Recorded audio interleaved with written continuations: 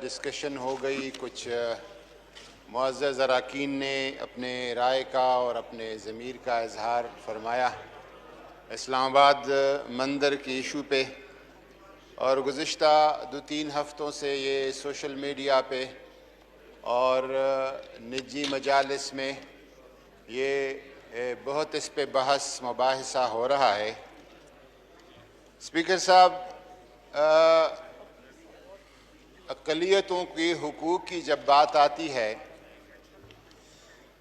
تو پاکستان کا آئین، قرآن پاک، سنت نبوی اور تاریخ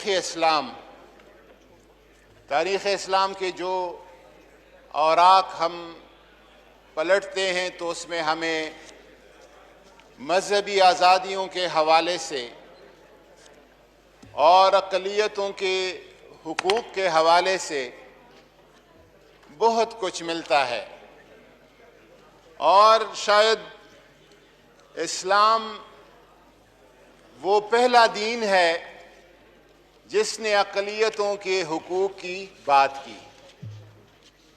اور میں اہل علم ادھر بیٹھے ہیں کہ نجران کے عیسائیوں کا، مسیحیوں کا جب وفد آتا ہے مسجد نبوی میں، 12 رکنی مسیحی وفد ہے، اور پھر سوال پوچھا جاتا ہے کہ ان کا قیام کدھر ہوگا، تو حضور فرماتے ہیں کہ یہ میرے مہمان ہیں اور مسجد نبوی کے اندر رہیں گے، اور مسجد نبوی کے اندر ان کے لیے خیمے گاڑ لیے گئے، یہاں تک جب ان کے عبادت کا ٹائم آ گیا تو کسی نے پوچھا کہ اپنے مذہب کی عبادت کریں گے تو کدھر کریں گے؟ انہوں نے کہا ادھر ہی کریں گے، مسجد نبوی کے اندر کریں گے۔ اس طرح کی فراخ دلی، اس طرح کی مساوات کا جو درس اسلام نے دیا ہے کہیں پہ آپ کو نہیں ملتا ہے۔ حضرت عمر فاروق کا وہ تاریخی جملہ جب مصر کے گورنر عمرو بن عاص کے بیٹے نے ایک قبطی غیر مسلم کو تپڑ لگایا اور اس کا شکوہ مدینہ منورہ پہنچ گیا، تو عمرو بن عاص نے، عمر فاروق رضی اللہ تعالیٰ عنہ نے گورنر مصر عمرو بن عاص کو لکھا کہ ان لوگوں کو اپنے ماؤں نے آزاد جنا تھا، آپ نے کب سے ان کو غلام بنا دیا ہے؟ اور سر عام بازار میں اس قبطی کو، اس غیر مسلم کو کہا گیا کہ آؤ، اور عمرو بن عاص کے بیٹے نے جس طرح آپ کو ضرب لگائی ہے اسی طرح مجمع میں آپ ضرب لگا کے اپنا انتقام لے لو۔ یہ وہ اصول ہے اسلام کے جو ہمیں بتائے گئے ہیں، اور اسلام نے ختم کر دی ہے بات لکم دینکم ولی دین، آپ اپنے دین پہ چلے اور ہم اپنے دین پہ چلتے ہیں۔ اسلام نے مذہب پہ، عقیدے پہ زور دیا ہے، لیکن عقیدے کے ساتھ ساتھ جس چیز پہ زور دیا ہے وہ انسانیت اور انسانی رویوں پہ زور دیا ہے۔ میں گزارش کرتا ہوں کہ اس بحث میں نہ پڑے کہ اقلیتوں کے حقوق اس ملک میں کیسے ہیں۔ ہمارا دین اس میں واضح ہے، قائد اعظم کے فرامین اس میں واضح ہے، آئین اس میں واضح ہے، اور مکمل مذہبی آزادی ان کو حاصل ہے۔ اور پریکٹیکلی، عملی طور پر پاکستان کوئی بھی غیر جانبدار ادارہ، کوئی بھی ایسا میکینزم ہو اگر تحقیق کیا جائے تو یہ ثابت ہو جائے گا کہ اس ریجن کے جو ممالک ہیں ہمارے آس پاس پڑوس میں، ہم نام نہیں لیتے، ان ممالک میں پاکستان کا اقلیتوں کے ساتھ جو رویہ ہے سب سے شائستہ، سب سے بہتر اور سب سے مناسب رویہ ہے۔ اس بات میں اور خاص کر موجودہ حکومت نے پاکستان تحریک انصاف کے منشور مینیفیسٹو کا حصہ ہے اقلیتوں کو اگر ان کے حقوق میں کہیں پہ رکھنا ہے، کہیں رکاوٹ ہے، اس رکاوٹ کو ختم کرنا اور ان کو مکمل مذہبی آزادی دلانا. اور اس کے حوالے سے کہیں تفصیل پہ ہم بتا سکیں گے کہ کتنے اقدامات ہیں جو کہ موجودہ حکومت نے کر دیے ہیں. جو اسلام آباد مندر کا ایشو تھا، یہ تھوڑا سا میں بتاتا چلوں کہ کچھ اقلیتی اراکین اسمبلی کے میری طرف آئے اور انہوں نے کہا کہ آپ مندر کے لیے ایک پلاٹ الاٹ ہوا ہے جس پہ آپ فنڈز دیں. تو میں نے ان سے گزارش کی کہ ہماری جو رولز ہے اس میں ایگزسٹنگ جو عبادت گاہیں ہیں ان کی رینوویشن کے لیے، مینٹیننس کے لیے، ریپیئرنگ کے لیے، ڈیکوریشن کے لیے ہمارے پاس کچھ محدود فنڈز ہیں. اور آپ کا جو 4 کنال اراضی پہ ایک مندر بن رہا ہے، اس کے لیے ہمارے پاس اتنے وافر مقدار میں فنڈ موجود نہیں ہے. پھر انہوں نے کہا کہ یہ ہمارا جو درخواست ہے پرائم منسٹر کی طرف بھیجا جائے.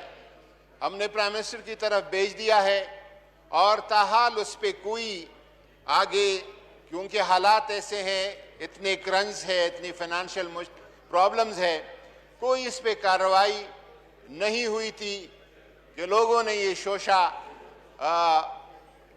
اچالنا شروع کر دیا اور حکومت کو زج کرنے کی کوشش کی. کچھ مذہبی عناصر اور کچھ ان کے ساتھ سیاسی عناصر بھی مل گئے. میں واضح طور پر بتاؤں کہ جب اس طرح کچھ علماء کے، جید علماء کے بیانات آئے اور اس بیانات پہ ہم صرف نظر نہیں کر سکتے، جس طرح اقلیتوں کا احترام ہمارے لیے ضروری ہے، اسی طرح علماء کرام کے رائے کا احترام بھی ہمارے لیے ضروری ہے.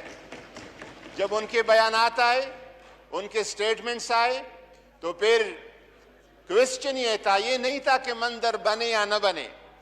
جو علماء کرام کی سٹیٹمنٹس اور فتویٰ میں ایشو تھا وہ یہ تھا کہ آیا پبلک منی سے، بیت المال سے حکومت وقت مندر کے لیے یا گرجا کے لیے یا گردوارہ کے لیے پیسے دے سکتی ہے یا نہیں دے سکتی؟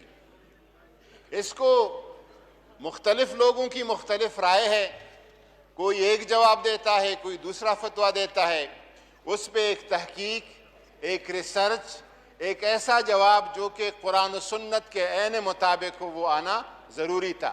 اس لیے پرائم منسٹر کے کہنے پہ ہم نے وہ سوال کہ آیا مندر کے لیے پبلک فنڈ سے پیسے دیے جا سکتے ہیں یا نہیں دیے جا سکتے، یہ سوال، صرف یہی سوال ہم نے اسلامی نظریاتی کونسل کی طرف بھیج دیا ہے.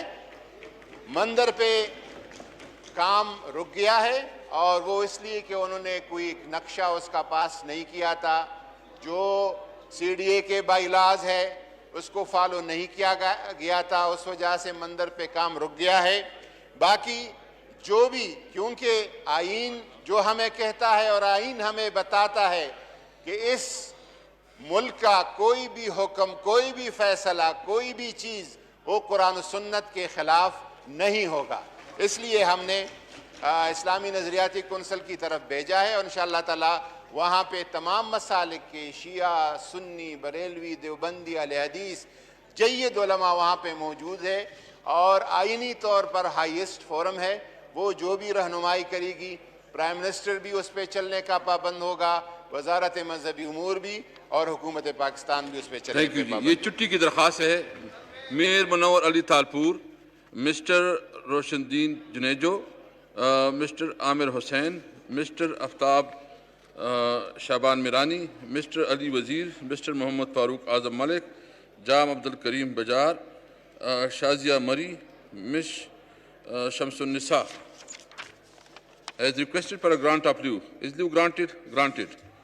Item number 2, calling attention, Mr. Ali Nawaz, please. نو آپ کے پارٹی کی نمائندگی آ گئی ہے. جی علی نواز صاحب پلیز. اعوذ باللہ من الشیطان الرجیم. بسم اللہ الرحمن الرحیم.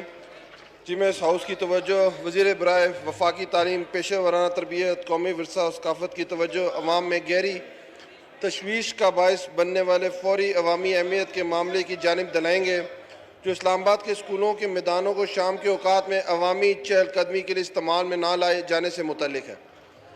جی وہ